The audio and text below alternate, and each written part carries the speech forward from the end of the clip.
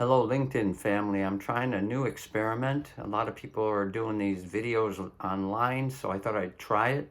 This is very amateurish. I'm taking this off my iPhone. I know the lighting could be improved, but for now, let's give it a shot. So I wanted to take this time, since we're all stuck at home due to the pandemic, to do something productive. And so I thought I'd quickly introduce myself and today just discuss how I go about doing my training seminars. During my downtime, I've offered to give these seminars online for free for people who qualify. So I just wanted to give folks who might be interested a taste of what my approach is in addition to who I am. So for starters, I've been reluctant to try this mostly because my friends tell me I have a face for radio, and I have no reason to doubt them. Hopefully you can look past that and focus on the content, and if so, I think we'll be okay. So let's get started.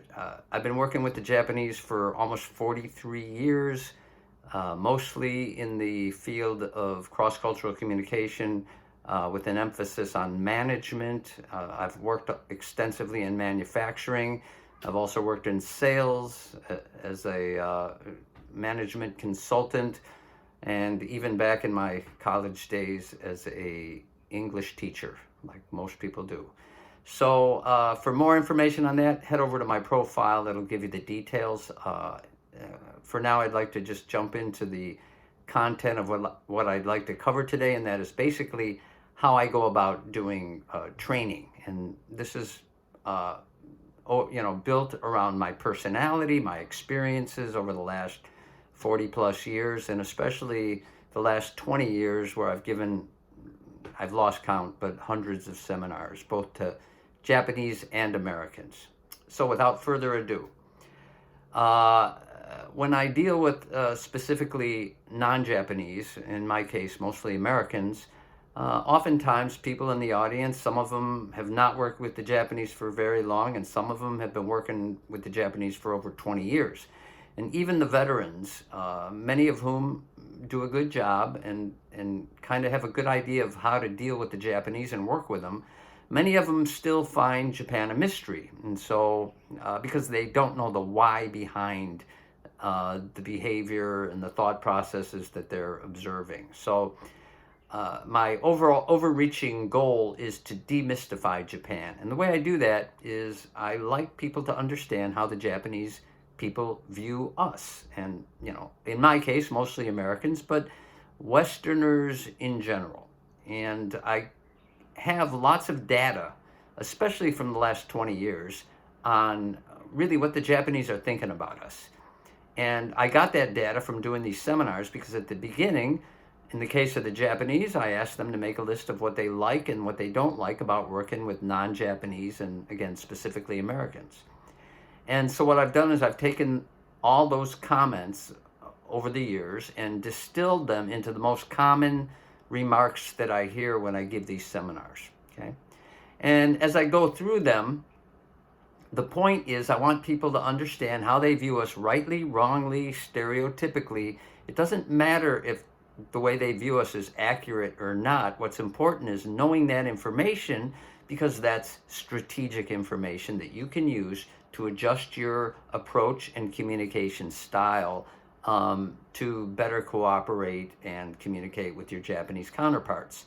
So to paraphrase Edward T. Hall, cross-cultural communication is not about sending the right message. It's about getting a desired response. And again, that implies that communication is strategic. Now, I'll give you an example.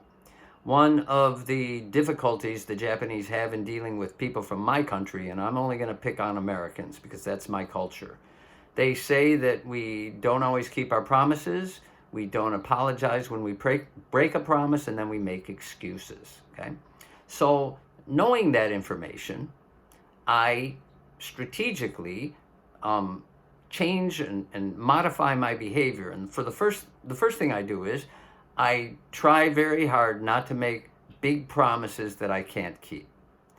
And in the case that I do break a promise, and we all do because we're human, instead of jumping to the reasons or the excuses for not making that commitment, I jump directly to the apology, and it's a very polite apology. And even if it's not my fault, even if it's somebody else's fault, let's say I'm back when I was working for an organization, I would still apologize as if it were my fault. And what this does is it calms them down.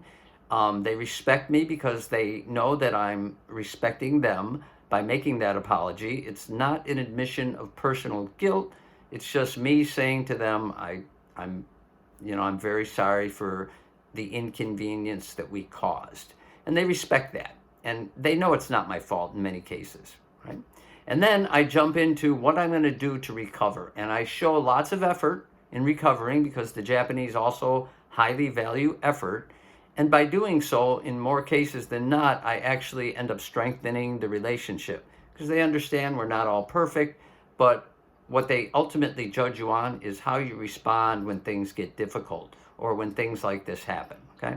So that's just one example of using this kind of information strategically to adjust your approach to better deal with your Japanese counterparts, okay? So after going through all these, quotes that they make about us, and again, both positive and difficulties, then I take a step back and I explain why they think that way. And I go over what I call the key cultural traditions, and that would be Shinto, Buddhism, Confucianism, feudalism, and rice culture. And I go over the values of these ancient traditions, and I connect the dots to everyday behavior, whether it's in the workplace, in the factory, out and about town, in social situations. So it's not just this abstraction, but it's something that is real, that they can understand. And I do it through storytelling, okay? And then in the end, instead of telling people in the class what they should do by giving them do's and don'ts or, a paint by the number guideline, I challenge them based on the information that they learned during my seminar to think about and reflect on what they themselves can do to better improve communication and cooperation with their Japanese counterparts. Again, it's not about these giving them directives. It's about challenging them to come up with their own ideas on how to do it.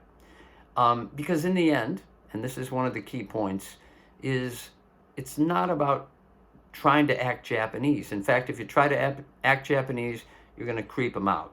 It's about finding that sweet spot between being an authentic person and making enough adjustments to fill those gaps. And we all have different sweet spots, and it's something we ourselves have to figure out on our own, okay? So in the end, that's in general, broad, brush strokes.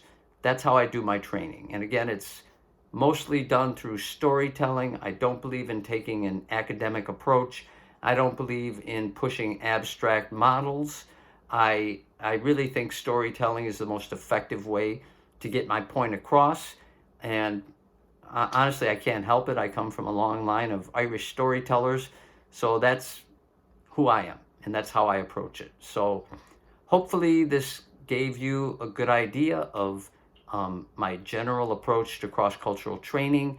And again, I have some free time over the next probably month or so.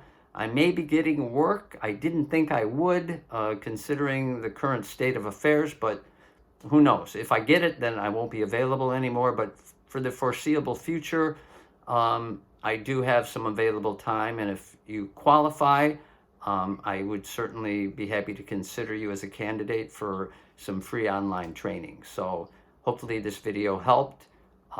Thank you for watching, and I'll be making more in the future if I get good feedback. Hopefully I can slowly improve the way I'm doing this to get some better lighting and better quality, but this is a start. So thank you much, and hopefully I'll be hearing from some of you. All the best.